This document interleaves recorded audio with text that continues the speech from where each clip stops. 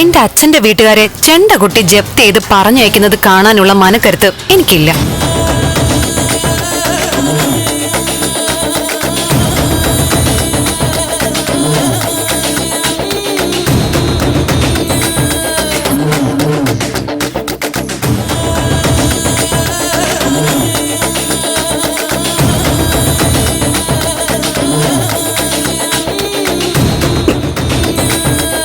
നീ എന്തിനാ വന്നേ? ഒരു യാത്രയപ്പ് തരാൻ വന്നതാ.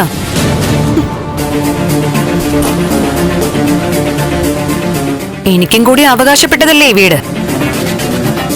ബാങ്കിൽ കൊണ്ടുപോയി പണയം വെച്ച് ആ പണം വാങ്ങി സുഖിച്ചു അല്ലേ? കടം വാങ്ങിയാലേ പണം മടക്കി കൊടുക്കണം. അല്ലാതെ മറ്റുള്ളവർക്കും കൂടി അവകാശപ്പെട്ട വീടും വസ്തുവും കൊടുത്തല്ല വീട്ടേണ്ടത്. തനുജ, ആകെ സമനില തെറ്റി നിക്ക.